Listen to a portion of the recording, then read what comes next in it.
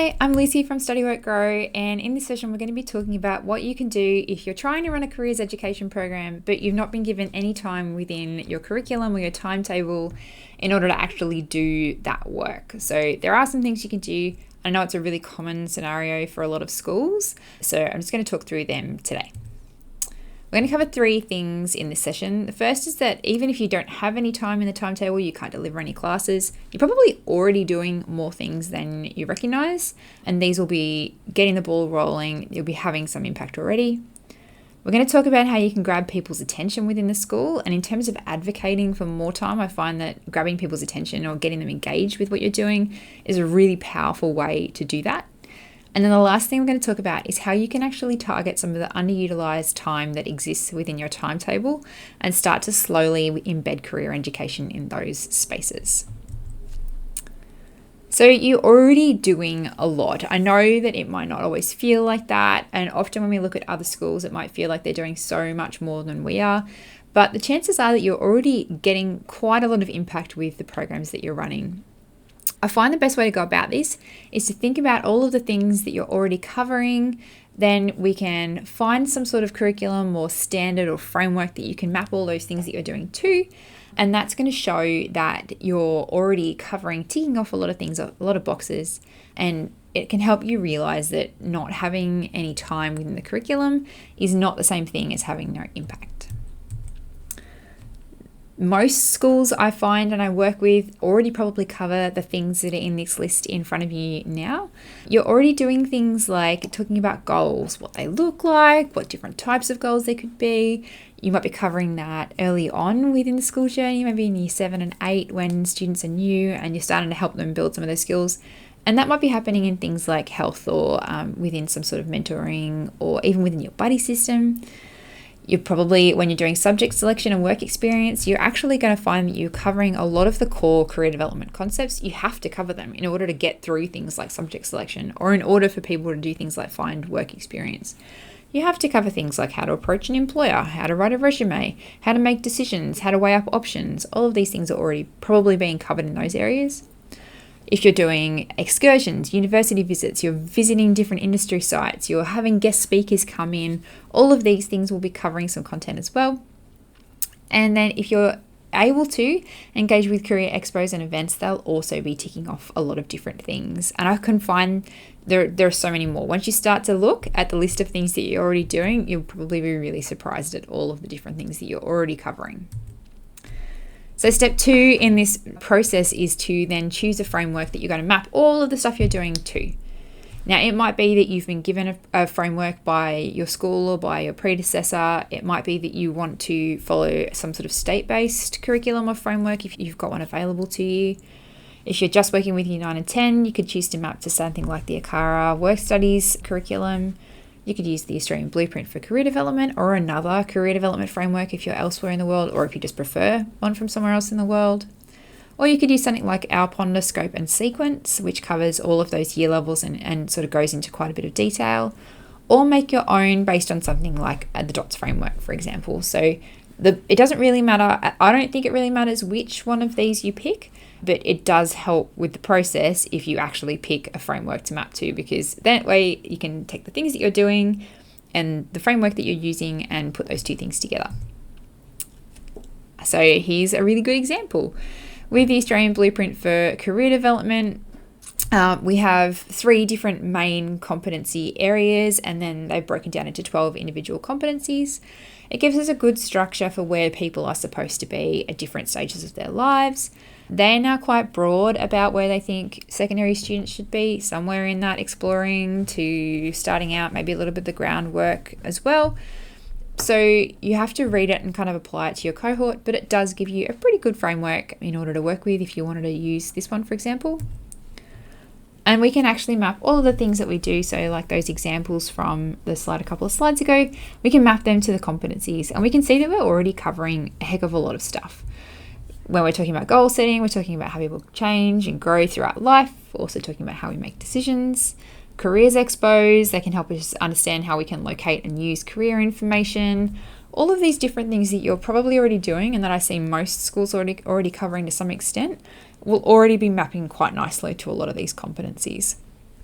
The other good thing about this kind of process is it can be really great to then spot the areas where you would like to work in a bit more depth, or maybe there's an area where you're realizing that your students need to really focus on, they're missing a set of skills, or they could really do with some skills to meet their particular situation and context.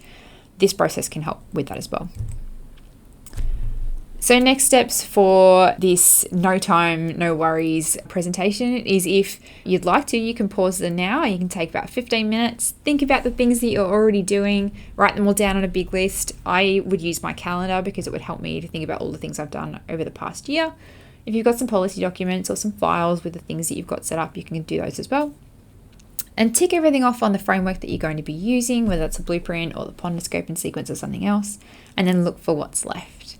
And by the end of that process, hopefully how you're feeling is really positive, because you're seeing that you're already covering a whole stack of different topics. Your students are already getting a lot of skills and knowledge that they really need. And so then you'll be able to know where you can focus next. So the second real trick for if you don't have any curriculum timetable, but you would still like to have impact with your career education program, is to get in their face, grab their attention, become really visible within your school environment. And I love when that happens. We see it happen with a lot of our schools, is that they tell us that then all of a sudden leadership teams are talking to them saying, what else have you got? This is great. The kids are engaging. We're having these conversations. How can we extend this? How can we take this further? So there are a couple of ways to do this. You can make careers really visible within your school. Posters are a really great way to get this going. You could create a careers board if you have a space. I know that when I've been practicing within educational institutions, I'll grab whatever boards I'm allowed to grab, and then I'll also grab some boards that I'm not really supposed to be grabbing. But anywhere that I can put up posters, I'm taking advantage of that. Work with your library if you're not already. I know a lot of career centres are actually based in the library, which is fantastic because that's where students hang out. But if you're not, or even if you are, see if you can talk to librarians and get some sort of space within that library.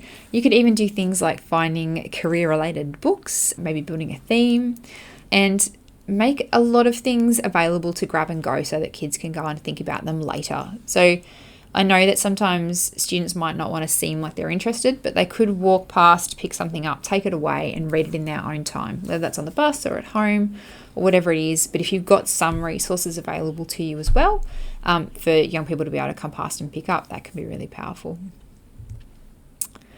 Another way to be really visible is to be present at all of your school events. Now, I know that a lot of careers advisors careers counsellors are going to be turning up to those events anyway, but I find that this is one of those things just to make sure that they're already seeing your face, they know who you are, they know what you do in the school, and being available, even if nobody takes up that opportunity, at least you've put it out there, at least you've made that available for them. Turn up to assemblies, see if you can insert some things. Sometimes maybe you could use a little video, maybe you could talk about some jobs that are out in your local area, give a little industry update, whatever it is. See if you can do things like running careers expos as well. So those bigger picture events can be really great ways to get the whole school involved and motivated around something happening. And then you can also use things like National Careers Week. So the next one coming up for me is in May next year. That might be at a different time zone for you, but most places tend to run a National Careers Week, and you can really use that as a way to get everyone on board. Make sure it's added into the school planning calendar. Everyone knows about it. All the teachers know about it. Run lots of different events, get people involved, and see what you can do to make some noise at that time of year. And then hopefully what we'll see is that not only will you be having impact even if you can't actually get curriculum time, even if you can't get class time, but we'll also see more engagement from teachers, from families, from students, and from your leadership team. And that will hopefully give you the ability to advocate for more time in the curriculum later on. And the last trick that I told you I was going to mention at the start is to really aim for that underutilised time. I know that we often talk about school timetables as being very crowded, very busy. The kids are always busy doing lots of different things, particularly in senior years. But when you take the time to stop and look at your timetable and think about those little 10 or 15 minute blocks that are currently underutilised, or where students are maybe sitting waiting for something else to happen. There are a few of them around. And if you know where they are and you know when they're happening and you can offer something that is quick and easy, that can be a really powerful way to start getting your program into the curriculum, even if it's just a little bit at a time. Important for this is to find content that actually will fit within those. I find they're often really short periods of time. You're unlikely to get, say, 2 or 3 hours. But whatever you've gotten, make sure that your content will fit within that space. So it could be like a really short video, like literally just play this video in homeroom. All the teacher has to do is press play on the video. They don't have to do anything else. Probably after the video, they'll find they end up in a conversation with students, but they don't need to know that at the start. But the point is that you're giving them something that's pre-prepared that actually makes it easier for the teacher to deliver than for them to just sit there and not actually do anything. The second trick that goes with this is to make it really easy for them to say yes. Now, I find that if you can find that underutilized time when a teacher would normally have to be coming up with something themselves to present otherwise, and you're giving them something that's already pre-prepared, then they're really happy to take this, especially when it's grab and go. It's kind of trusted. They can rely upon it because you've already done the work of checking it. You've already done the work of putting it all together. They can just press play, and that can be a really powerful way to start getting into there. I find that a lot of the time you might not get a lot of notice that this is going to happen. You might not get 3 weeks to prepare. So having a bank of those kinds of resources, maybe even organized by different lengths, different durations, could be really, really helpful in helping you to be able to stick your hand up and say, yep, I've got something you can use in that time period whenever that does happen. And then you can use all of this work, all of these things that you're doing. You're using underutilized time, you're grabbing people's attention, you're showing how you're already mapping to frameworks and curriculum that already exists. Use it to make your case for more time in the curriculum. So you can do this with a few different things. Leadership teams love data, so track engagement.